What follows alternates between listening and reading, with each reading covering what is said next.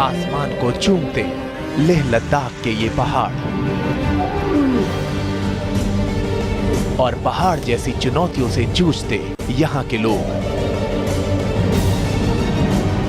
कैसी है इनकी जिंदगी, इनके सपने, इनके संघर्ष।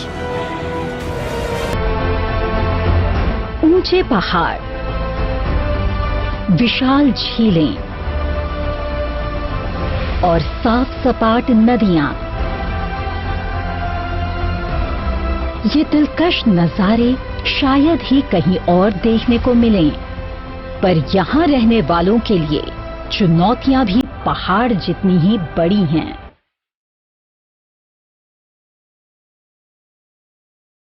किसी शायर ने कहा है, सैर कर दुनिया की गाफिल, ये जिंदगानी फिर कहां। जिंदगानी गर रही तो ये नौजवानी फिर कहां।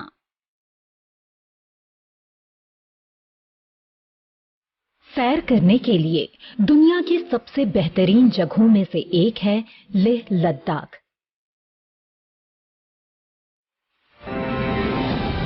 क्या नहीं है यहाँ, गगन को चूमते ये पहाड़, अल्हड़ बहती नदियां, दिलकश नजारे और जहां तक निगाहें दौड़ाओ नीला आसमान।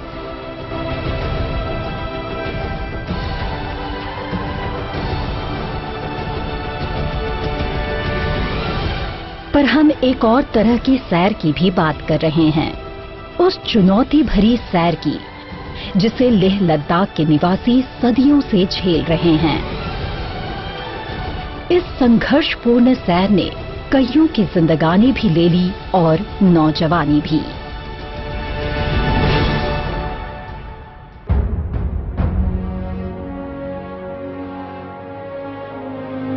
दुनिया के सबसे ऊंचे दर्रों में से एक है चांगला पास।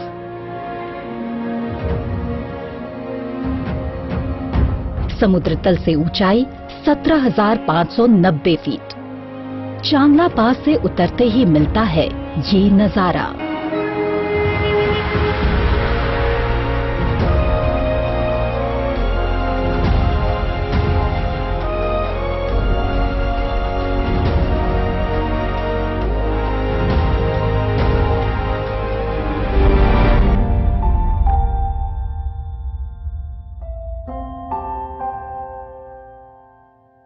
अचानक हुई सितंबर की बर्फबारी ने मानो सबको जकड़ लिया है। जिंदगी का पहिया यकायक ही रुक गया। लेकिन नहीं, लद्दाख में ही बसने वाले कुछ ऐसे भी हैं जिनके लिए ये बर्फ कुछ भी नहीं है।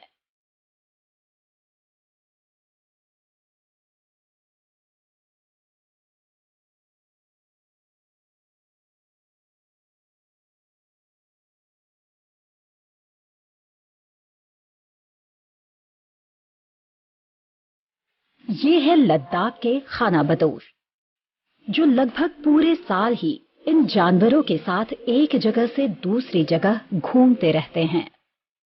इनकी जिंदगी में सबसे अहम चीज है इनके याक।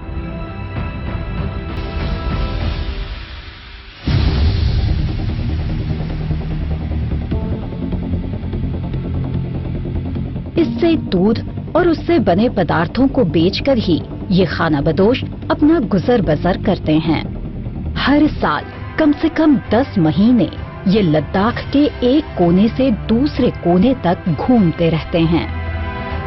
और ये याक भी अद्भुत प्राणी हैं। अगर ऊंट रेगिस्तान का जहाज है तो ये है पहाड़ों का जहाज। जरा देखिए क्या क्या खूबियां हैं याक में।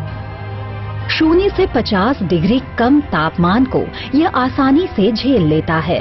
300 किलो तक का बोझ अपनी पीठ पर लादकर ये मीलों तक बिना हाफे, बिना रुके चल लेता है। आज से करीब 50 साल पहले तक जब मोटर गाड़ियां इन दुर्गम रास्तों पर कम ही चला करती थी, तब याक की मदद से ही लोग एक जगह से दूसरी जगह जाया करते थे।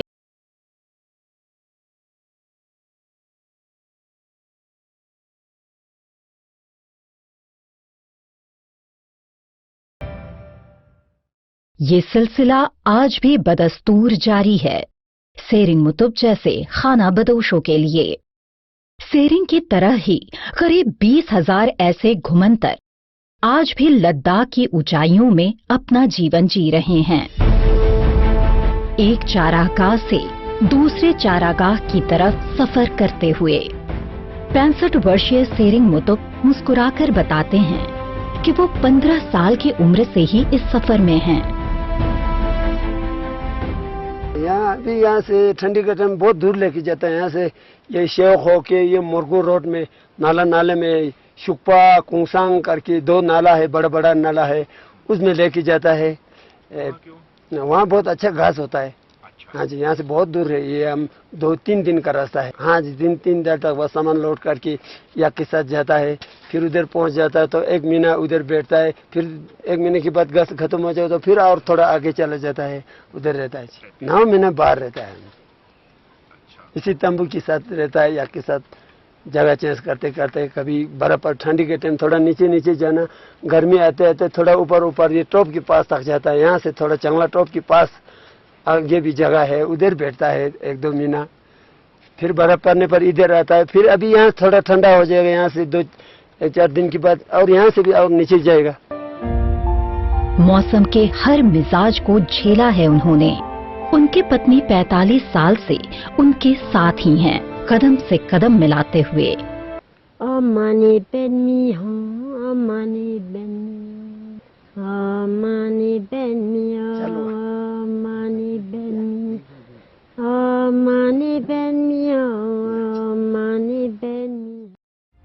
वो हंसकर कहती हैं कि इस जिंदगी की तो उन्हें अब आदत लग चुकी है, किसी किस्म का कोई गिला नहीं है इन्हें। इस खाना बदोश दंपति का ये टेंट भी याक की खाल का बना है, लेकिन इन्हें बर्फ से पूरी तरह बचाने में ये भी नाकामयाब है। इनके सफर का पूरा सामान हर समय इनके साथ ही रहता है। न मालूम किस घड़ी कूच करना पड़ जाए, ये सब इनके हाथ में नहीं है। ये तय करता है लद्दाख का बनता बिगड़ता मौसम, या फिर दूर किसी घाटी में इनके याकों के लिए उग रही नई घास।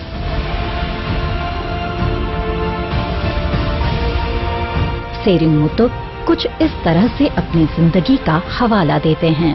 बस या के साथ ये गर्मी का टाइम तो आसान है, बस ये पहाड़ी में चढ़ के आता है, दिन को एक आदमी साथ जाके लेके आना, शाम को लाया बच्चा सब इधर बंद करके, सुबह उसका दूध निकाल के फिर बच्चा माँ साथ छोड़ देना, दिन में वो चरा के आएगा, बस फिर सुबह दूध निकाल दिए, फिर रात को इधर ही रहेगा वो। हम बचपन से हमारा माता पिता दादा दीदी के टाइम से या पहले बकरी भी था, अभी बकरी नहीं, याक ही है बस। ऐसी ही चुनौतियों भरी कहानियां लद्दाख के कई और हिस्सों में देखी और महसूस की जा सकती हैं। मसलन पेंगोंग झील के पास लद्दाख आने वाला शायद ही कोई ऐसा सैलानी होगा जो पेंगोंग का नजारा लिए बिना वापस जाता होगा। भारत चीन सीमा पर ये दुनिया की सबसे बड़ी और सबसे ऊंचाई पर स्थित नमकीन पानी की झील है।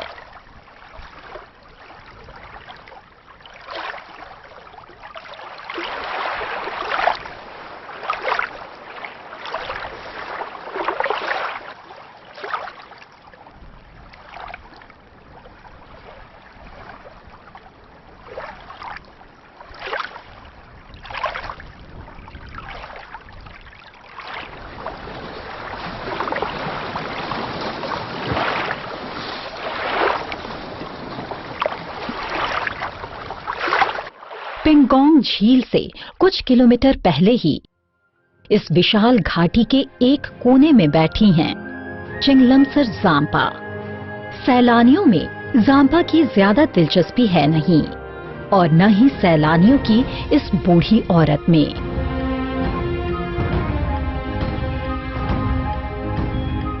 इस समय जाम्पा अपने लिए चाय बना रही हैं। तापमान 0 के आसपास ही है। काफी मशक्कत करनी पड़ रही है इन्हें आग जलाने में।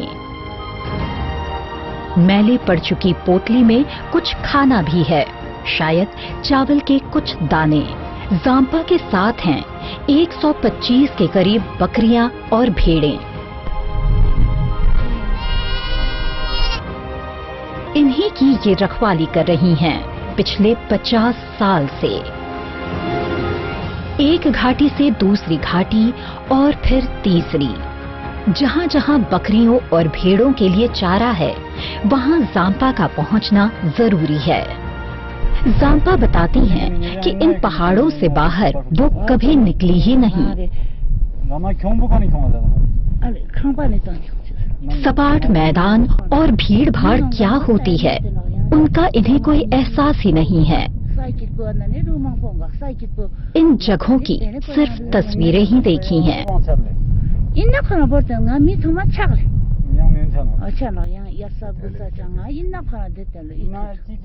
और लो चल पड़ी चिंगलमसर जांपा एक नए पड़ाव की तरफ।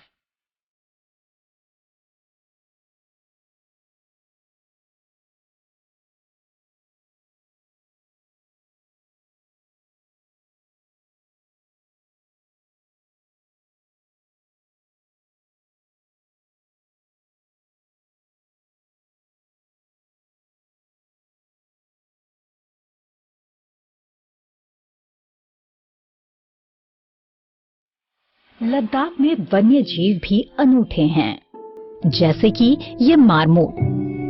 भारत में ये सिर्फ लद्दाख जैसे ऊंचाई वाले इलाकों में ही मिलते हैं।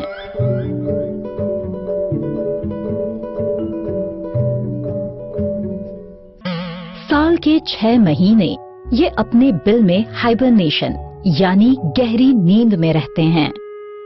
इस समय ये बाहर निकले हैं थोड़ी चहलकदमी करने। ये अपने और सैलानियों का मन बहला रहे हैं।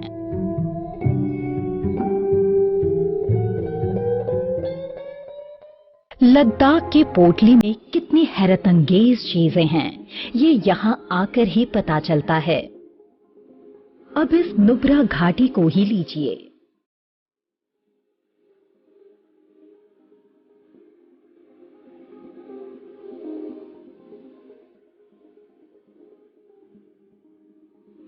इस घाटी का सबसे खूबसूरत नजारा देखना है तो आइए इस डिस्किट मॉनेस्ट्री पर।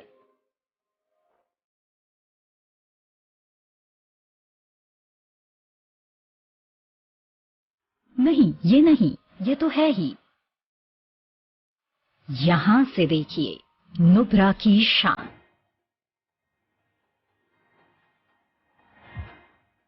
पर हम तो साथ ही बात कर रहे हैं चुनौती की। प्रकृति के साथ दिन रात के संघर्ष की, जिसमें लद्दाख के लोग उलझे रहते हैं। नुब्रा में शायद ऐसा नहीं है, लेकिन यहां पहुंचने से मात्र 15 किलोमीटर पहले मिलता है ये खारदुंग गांव। यहां एक दूसरी ही असलियत देखने को मिलती है। ऊंचे पहाड़ों की तलहटी में बसा खारदुंग गांव, मात्र 100 घरों का गांव, और गांव में बेतहाशा काम करते ये लोग। जल्दी में है ये सब, क्योंकि कुछ ही हफ्तों में पूरा खारदुंग बर्फ की चादर से ढक जाएगा। पूरे 7 महीनों तक यहां बर्फ का साम्राज्य रहेगा। किसी किस्म की कोई खेती नहीं हो पाएगी। घास का एक तिनका भी नजर नहीं आएगा यहां। इसलिए अभी जितना कुछ है उसी को समेटने में लगे हैं खारदुंग गांव के निवासी। खारदुंग गांव के लोग चुनौतियों से कैसे जूझते हैं, ये बताती हैं यहीं की स्पालजैस डोलमा। स्पालजैस डोलमा को हल्के में आंकना बड़ी भूल होगी। जिंदगी की कठिनाइयों का इन्होंने कैसे डटकर मुकाबला किया, ये भी एक मिसाल है। 5 साल पहले ही डोलमा इस गांव के सरकारी स्कूल से बतौर टीचर रिटायर हुई हैं। इनके 5 बच्चों में से एक बेटी भारतीय कृषि अनुसंधान परिषद में वैज्ञानिक है दूसरी बेटी चंडीगढ़ से इतिहास ऑनर्स कर रही है और एक बेटा गृह मंत्रालय में सेवा।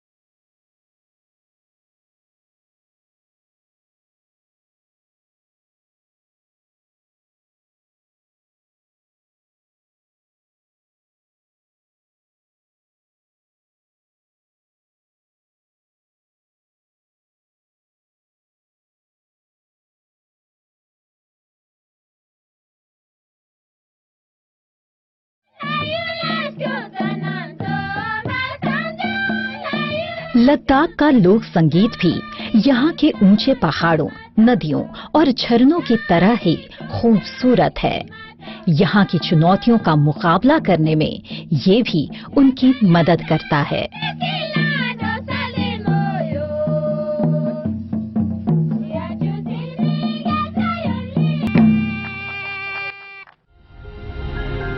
बात साफ है, लद्दाख की खूबसूरती आपको मंत्रमुग्ध कर देगी और जमीनी हकीकत अंदर तक हिला देगी। लेकिन फिर ये भी है कि आप गिलास को आधा खाली देखते हैं या आधा भरा हुआ।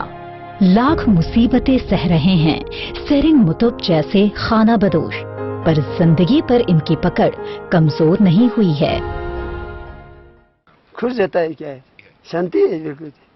चेंगलमसर जाम्पा का भी अपनी बकरियों के लिए लगाव देखते ही बनता है और इस्पालजैज डोलमा ने तो हिम्मत का दामन कभी छोड़ा ही नहीं।